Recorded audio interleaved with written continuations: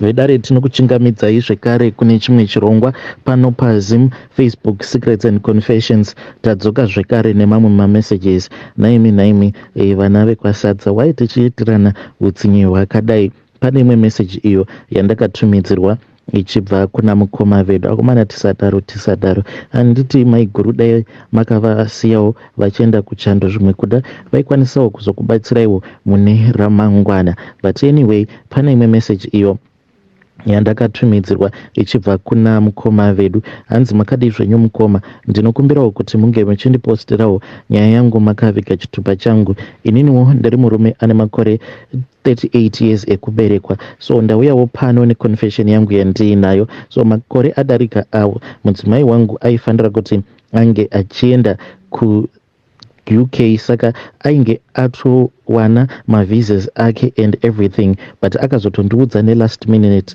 ndakabhoyeka namukoma. Saka paakandiudza kuti ainge ava kuda kuenda kuUK, iye ainge ati ndafunga kuti ndinge ndichigadzirisirawo mwana visa rake so that ndinge ndichienda naye. Ndakabva ndati bodo, izvozvo hazvigoneki nekuda kwekurambana kwacho kwatainge takaita. So even though inini nemudzimai wangu tainge tichiri kugara musame province muno munyika yeSouth Africa, ndakabva ndakungonzwa ndichirwadziwa kuti munhu uyu kana akangoenda kuUK anenge ava kutondishainira kauyu. Apa ndainge ndakamuudza kuti iwewe kuti ndinge ndichikutendedza kuti unge uchienda nemwana, you have to make sure kuti unozondibatsirawo kuti ndinge ndichizouyawo kuUK. Akati it is not a guarantee, because iye ainge achitoendawo nespousal visa. Saka vainge vakaita zvechitsotsi zviya zvekuti akatongoroorwawo nehama yake, ainge akatoroorwawo nemuzukuru, but muzukuru uyu mukoma ainge atoriwo nemukadzi ikoko, just that they were not married. Vakangosangana ikoko but they were not yet legally married. Saka vainge vava kuda kungoshandisa mukana iwoyo wekuti ainge achiita sekunge akaroorwa nemuzukuru wake. Ndikabva ndati iri dende iri munhu uyu kana akaramba kundibatsira dende iri manje ndikuda kuti ndinge ndichitoribvondora, but ndainge ndisina idea manje kuti dende iri ndicharibvondora sei. Mazuva ainge otoswedera mukoma, apa munhu ainge ava kutotanga kutoshaina mushure mekunge ndazoudzwa nasisi vangu vachinditi ainge achitondinyea achitondiseka achiti uyu manje anofungidzira kuti inini ndakapusa nemashainiro ose awo aakandiita mushure mekunge tapinda muno muSouth Africa achidanana nemaSouth Africans. Now ndiye manje munhu ava kuti kana wazoenda ikoko ndinokumbirawo kuti usazondikanganwa. Shuwa ndingarangarira munhu akandiramba nenzira dzainge dzichirwadza kudaro. Ndakabva ndarwadziwa, ndikabva ndati that is it, iwewe ndiwe wanditanga. Ndakabva ndazongoenda paGoogle ndokubva ndazotsvaka embassy yekoko UK iri muno muSouth Africa, ndikabva ndatora mafone numbers. Ndakafona for a very long time, ndichingofona kudzamara one day ndazowana munhu akandibatsira. Ndikabva ndati I had some interesting information yandainge ndichida kuvapa, saka ndakabva ndatongotengesa mukadzi wangu ndokubva ndatomuudza passport yake, picture yepassport yake ndainge ndagara zvangu ndiinayo. Ndikabva ndangovaudza madetails ose ainge akanyorwa papassport pake. Zvekare ndikavaudza kuti ainge achifanira kuti ange achienda ikoko kuUK, ainge akatopiwa visa and everything, but marriage yacho yainge iri marriage yenhema. Muzukuru wacho uyu ainge atori hama yake, and if they wanted any further proof I could actually prove it to them kuti yainge iri hama yake. And as a matter of fact mukadzi wangu iye atori mukuru kumuzukuru wake, so that was the information that I gave them. Saka vakabva vazondikombera vakati kana ndiine further information yandinokwanisa kuvapa, especially pamuzukuru wacho, if there is anything that I can give them. Saka ndakabva ndazovaudza his Facebook account name zvekare neFacebook account name yeex-wife yangu kuti kana vachida vanokwanisa kunoona, because I still remember kuti kwainge kutori nemamwe mapictures emuzukuru achiri mudiki panguva iyo yaakambogara kumba kwana madam. Ndakabva ndazovapa madetails acho ose. Ndakazofara sei one day sisi pavakazoya nekumba vachindiudza kuti muroora andifonera achingoti mhepo dzamusumukira, ende pavakangonditi mhepo dzainge dzamusumukira ex wangu uyu, handida kana kuzomboda kuzombobvunza zvakawanda, because ndaitongosava kutoti mhepo kana dzasimuka dzinenge dzasimuka. dzakasimukira dzichibva nekusaidhi rekupi. Ndakafara mukoma. Nyaya yacho haina kana kuzombogara yataurwa. Munhu nanhasi achigere zvake muno mujoni achiri kungoita chibasa chake chehouse girl. Saka ndo zvandakaitawo mukoma izvi. Aino kuti vanhu vanokwanisa kuti ndine hutsinye, but zvinongorwadza mukoma kuti just imagine dai izvezvi kuri kunzi akatoenda kuuk ndakatosiyiwa kuno kuafrica. How do you think I was going to feel? How do you think she was going to act? Vanhukadzi kamunongovaziva vane manyawi, vanhu ava vane manyawi because nyawira ainge oita panguva yacho iyoyo. What more dai akakwanisa kuendako ikoko. Ndaishainirwa. I was going to be made like an example. So mukoma ndiyo confession yangu iyi yandinayo. Vedare ndo message iyo yandakatumidzirwa ichibva kuna mukoma vedu. Akomana kana moita zvinhu zvenyu, itai zvinhu zvenyu makanyarara kuti tarirai muone kuti uyu amai guru ava anzi ndakaita vekutofonera kubritish embassy chaiko yemusouth africa ndichitovafumura kuti marriage yavo ndeyenhema. Vakatongoroorana nemuzukuru wavo so that vakwanise kuwana spousal visa. Saka kana moita zvinhu zvenyuka, it is far much better kutonyarara. Kunyange uchinzi uri kuenda nespousal visa chitoudzako vanhu kuti uri kuenda nevisitors visa but unodzoka. Iye kuti unoudza everyone, ezvinozvo unenge woudza yo ex-husband otorwadziwa kutoti saka munhu uyu ava kutoenda kakuchando uyu. Ngatitaurei navo mukoma vedu ava mucomment section. Uye kana wakamboitawo izvozvo zvekuaplya mavisa, kana uine suspect kuti there is something that went wrong, someone kana uchisuspecta kuti pane munhu akakuitira utsinye pawaiaplya zvinhu zvako, then obva watongoona kuti mavisa ako akabva adeniwa, you can come to my inbox and tell me your own experience kuti inini I suspect kuti nhingi nanhingi vanenge vakatongondinzwira godo zvimwe kuda vakatongondiisa munyama kuti visa rangu ringe richizodeniwa. You can come to my inbox. Rekedzai tebva taenda panyedu inotevera. Nyedu inotevera yakamira sekudai so. Hanzi makadi zvenyu mukoma, ndinokumbirawo kuti munge muchindiposterawo nyaya yangu makaviga chitupa changu. Ndauyawo neconfession yangu. Inini ndakauyawo kuno kuSouth Africa nekuda kwenhamo uye kuuya kuzoshava-shava. Ndakauya kuno kumainge muri mugore ra2022 ndokubva ndatanga hangu kushanda. Munongozivawo kuti semunhu ainge asati aziva kuti South Africa yacho yakamira sei, vakomana vakabva vatanga kuuya kwandiri vakawanda vachitaura ivo vose kuti vanondida. Pane zvose ndakangosarudzawo mumwe chete wandaiona kuti uyu akakodzera uye wandaionawo ramangwana rake. Ndakatanga kudanana nemukomana uya, iye ainge achigara kwake inini ndichigara kwangu. Then iye akazoti ndaifanira kuenda kunogara naye kuti tinge tichizoroorana. Inini semunhu aiona kuti handisi kunyatsokugona kubhalansa zvinhu zvangu, ndakabva ndaenda ndokubva ndazotanga kugara naye. Tainge tatova baba naamai, takagara tose almost 10 months tiri tose. Pane zvose aisava munhu akaoma, asi ainge ari munhu uya aiva munhu ainge aine ruchengera rwekuti hembe chaidzo ndaiudzirwa dzekupfeka waisapfekawo zvawainge uchida sevamwe. Uye ndaingogara ndichingorohwa, ndairohwa zvaipisa tsitsi.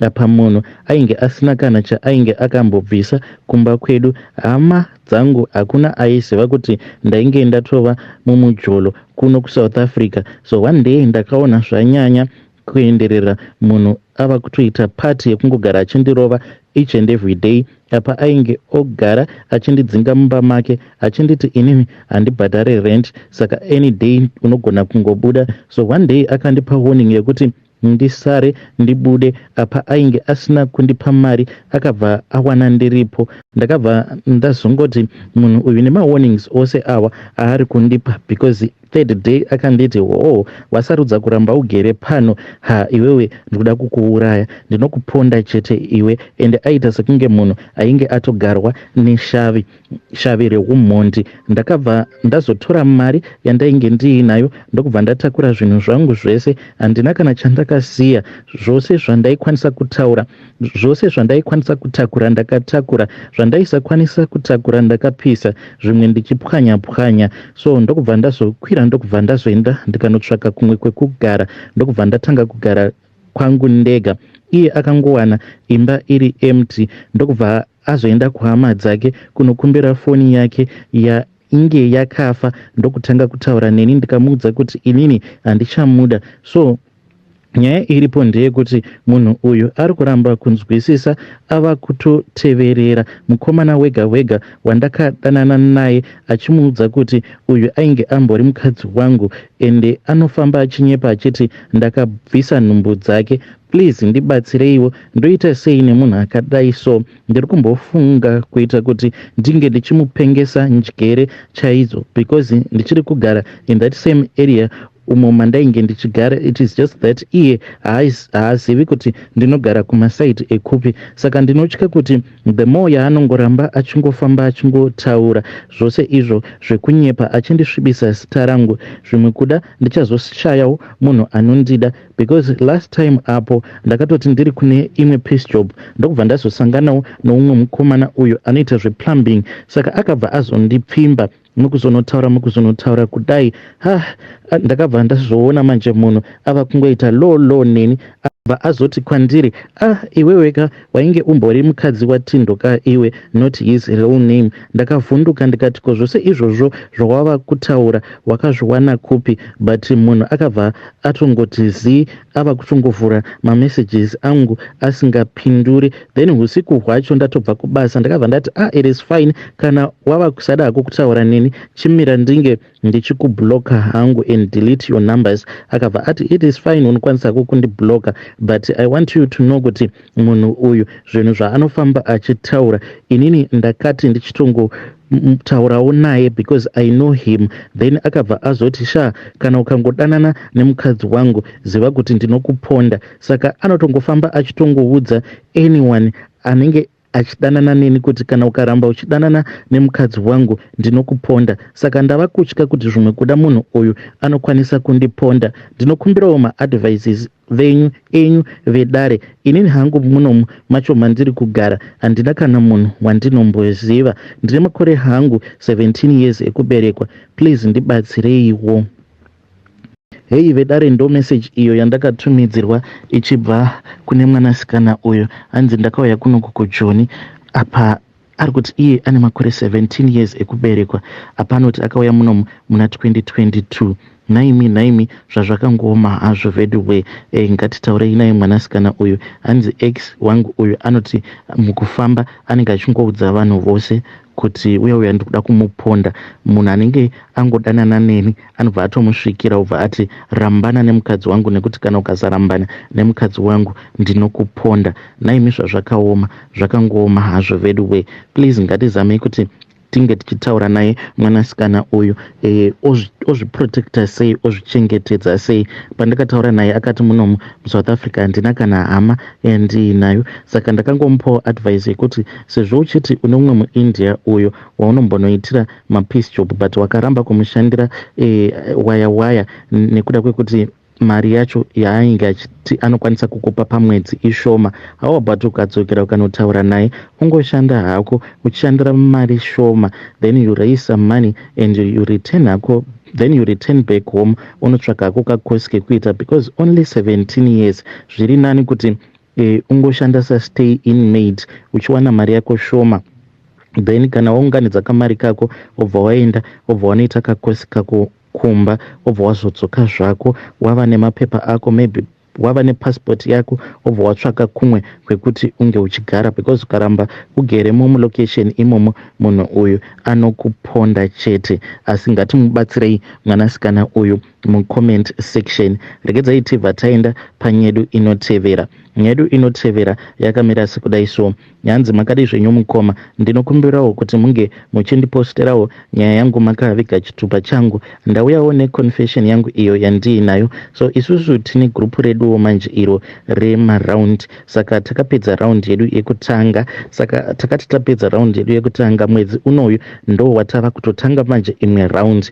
Apa inini manje ndiri kutangwa paraundi inoi. Saka handisati hangu ndapiwa mari yacho, ndichapiwa mari yacho muna July, musi wa 3 July ndo pandinofanira kuti ndinge ndapiwa mari yacho nemunhu wose uyo arimo muraundi yedu. So inini zvandakazoita mukomanashi ndezvekudai. So ndakati ndichitotaura nevamwe sese vangu about raundi yedu, vakabva vati unomboziva here munin'ina, ndine umwe mukadzi uyo iye anongoitawo basa iri rekukanda maraundi, and anotokanda maraundi akawanda, haatomboende kubasa. Ndikabva ndazoudzwa nasisi vachinditi mukadzi uyu akatombovaudza ivo sisi kuti kana muchida kuita mari nemari dzevanhu, ndine umwe mushonga uyo wandakapiwa nagogo vangu. Saka ndakabva ndati sisi ndiratidzei mukadzi iyeye. Saka vakabva vazoenda neni kune mukadzi iyeyo. Ndainge ndichida kungonzwisisa kuti anoita sei, anoita mari sei nemari dzevanhu dzaanenge akandirwa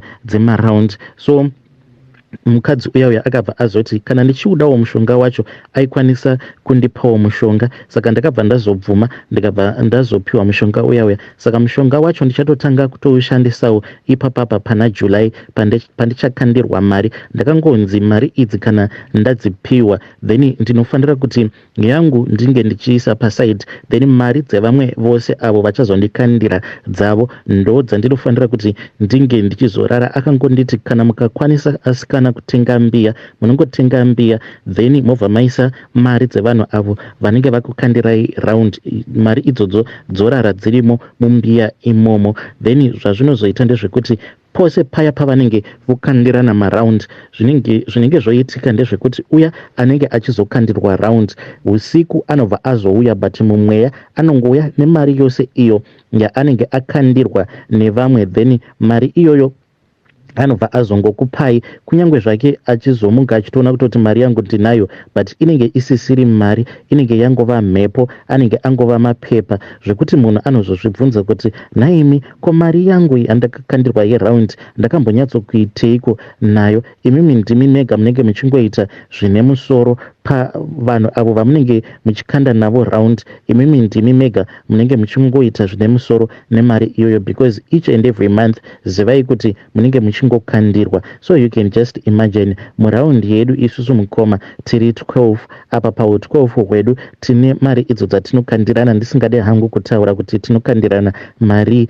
ndichityawo kuzoti maybe zvimwe kuda nyaya yangu inozonzwikwawo nemunhu wekuziva. Saka each and every month I cannot just imagine kuti ndichange ndichingokandirwa kusvika 12 months dzakwana kuti mukomanashi, I can't wait. I am waiting for June, kuti June ange achipera. Akomana kana uine zvaunenge wakamirira mwedzi haupere kani, izvezvi each and every time ndinongoti kana ndikamboti shandei ndobva ndatotarira kalenda, ndobva ndati ko nhasi uchiri musi wa16, ndobva ndati shandei ndobva ndatarira futi kalenda. Kutarira kalenda kuita sekunge ndiri kutarira nguva. Mazuva acho naimi muri kumbozvionawo kuti haasi kufamba mazuva awa. Juni wacho ari kuita kunge akarebesa uyu. Akuri kunzi mushonga wacho ukashanda ndichazouyawo neresponse yangu. Saka kuti ndione kuti mushonga uyu uchashanda ndinozokwanisa kuzozviona muna August pandinenge ndozokandirawo umwewo uyo watichazokandira muna August. So I think kana ndikazokwanisa ndopandichauya zvekare nesecond confession yangu. I can't wait kani. Vedare ndo message iyo yandakatumidzirwa ichibva kuna vahanzvadzi vedu. Hanzi I can't wait kani, hanzi ndichauya nesecond confession yacho muna August, but ndakapiwa mushonga uye ndakanzi nditenge mbiya yandichatenga musi wacho iwoyo patinofanira kuti tinge tichizokanda round. Then pandichakandirwa round ndobva ndazoisa mari iyoyo mumbiya, yorara iri mumbiya, which means kuti pose patinenge tongoramba tichingotamba round umwe noumwe usiku, hanzi mweya wake unenge uchitouya kuzotondipa mari iyo yaanenge akandirwa nevamwe vose avo vatinotamba navo round. Naimi zviriko here izvozvo? Hanzi vamwe vatiri tichitamba navo ava hakuna zvavanenge vachiita nemari dzavo dzemaraundi, dzinenge dzichingopeperetswa nemhepo. Mari iyoyo ichange ichizongoya kwandiri 12 people. Just imagine kuti toti muri 12, then munokandirana maybe ma3000 rands, then inenge iri mari every month. Hanzi I can't wait kani. Akomana ka zvakangoma hazvo vedu we.